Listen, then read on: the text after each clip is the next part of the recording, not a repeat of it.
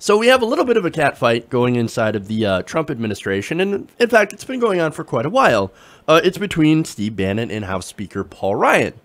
Now, these two have not been friends. They never will be friends. Maybe frenemies? Maybe that's too strong of a word. But nonetheless, that's not exactly news. However, the reason I'm doing this story is that there are new details out thanks to a new book on Bannon's role inside the rise of President Trump. So this book was written by Bloomberg Businessweek reporter Joshua Green. Now, he has extensively covered the former CEO of Breitbart, Steve Bannon, and, of course, his role inside of the White House. So he's got a lot of information here. Now, in it, and let's get to some of the fun, okay? In it, Bannon reportedly called House Speaker Paul Ryan during a disagreement over policy, quote, a limp dick motherfucker who was born in a petri dish at the Heritage Foundation. Damn. Oh, and then he added, you're a bitch. You're a pirate bitch. He might not be a pirate bitch. I don't know. The first one definitely applies. Though I do not know the state of his dick. So, just FYI on that one. I'm not saying that I disagree with that assessment from Steve Bannon. Though it is very hard to agree with a lot of what Steve Bannon says. In this case, yeah. Except for the Petri dish part. Again, Paul Ryan is one of those people that is super, super pro-life. So, the Petri dish, no. I will not be born in a Petri dish. I'm just saying. But I get what he's saying, because Paul Ryan is so married to the Heritage Foundation and Randian ideals. So, okay, that's fair criticism, right? Now, Green wrote that Bannon's comment on Ryan came during the spring of 2016, when it became increasingly possible that Trump could become the GOP presidential nominee, to the surprise and concern of establishment Republicans. So, now, get this. Paul Ryan is actually considered part of the establishment now. That's crazy. I remember back in the day when he was considered this very far-right guy. He is a far-right guy. It just shows you how far to the right the establishment of the Republican Party has actually moved in the last, 3, 4, 5 years. So, that's crazy.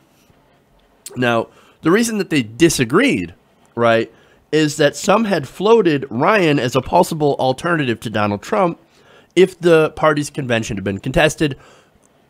Fortunately for Mr. Trump, it was not.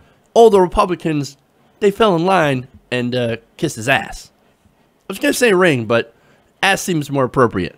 They fell in line for the alpha monkey, okay? And that's what Donald Trump was.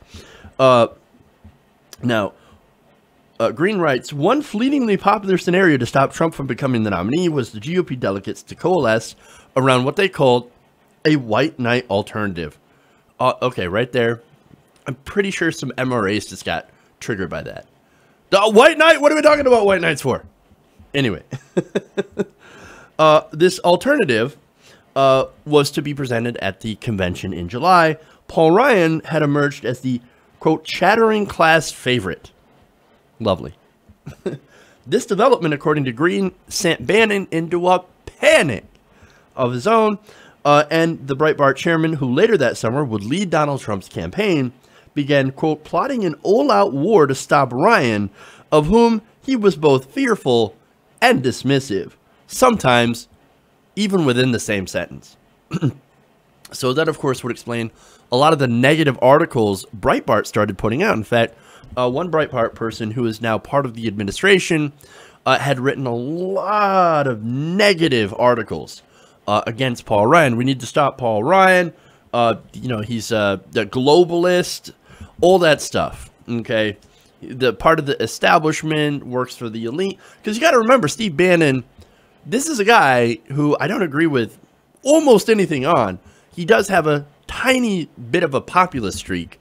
So much so that in one of the articles before that I had talked about Steve Bannon on, and actually gave him credit for, is that he wanted to raise taxes on the rich to fund, like, infrastructure.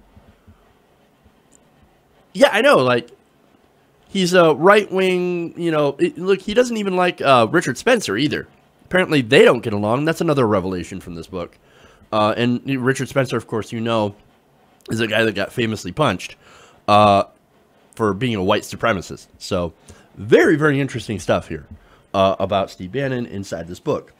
Now, this has been a fight, of course, in the administration for a long time, even before it was the Trump administration. So, now, again, I do want to talk about how far to the right the Republicans have gotten for Paul Ryan to be considered a globalist establishment figure. Again, he is part of the extreme right. This is the Ayn Randian objectivist kind of guy.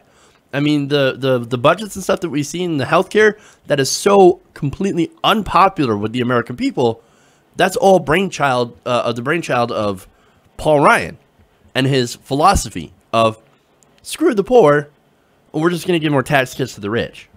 I guess if you're Steve Bannon, that is more establishment, but certainly establishment Republican, but that didn't used to be the establishment position.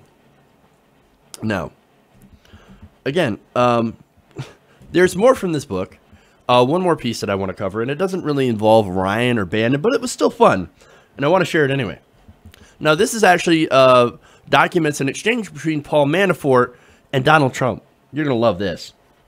After Trump decided to demote his campaign chair, Paul Manafort, who drew negative attention to the campaign as reporters scrutinized his previous work for Ukrainian politicians with ties to Vladimir Putin, Trump blew up at Manafort over a New York Times report that portrayed the candidate as intractable and inarticulate. Again, these quotes, these are fucking gold. Quote, "How can anybody allow an article that says your campaign is all fucked up?" Trump shouted at Manafort. Trump demanded to know whether aides thought that they had to make television appearances to communicate with him. Now, I remember reading that story, right? Like, oh, we're going to have to go on TV. Trump watches so much TV, and he doesn't really read his briefings. And we know that because that's White House aides, right? Again, posted in the New York Times with people from inside the administration. So it's not fake news. So these stories come out. Trump reads them, surprisingly, because we're all surprised when Donald Trump actually reads something. He certainly doesn't do his briefings that are tweet length at a time. So he reads that and he gets pissed. And he says, quote, "You think you've got to go on TV to talk to me? You treat me like a baby. Am I like a baby to you? I sit there like a little baby and watch TV and you talk to me? Am I a fucking baby, Paul?" Yes, that is the best line I've ever written. I've ever read. Oh my God, that is awesome. And you know what that quote makes me think of? It makes me think that he was in the middle of a tantrum.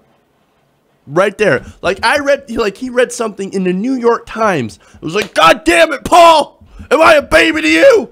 Am I a freaking baby?" Yes, you are a baby. You're acting like a baby right now. Oh my God, the irony is so awesome. Again, this is a person who is known for calling people babies. Love it. Sad. Look, that right there might be the best part about this story and the most fun that I've had today. Hey everybody, thanks for watching this video. If you want to see more like this, please hit the subscribe button below. And if you want to support truly independent progressive media, please consider becoming a patron at patreon.com/TYTNation.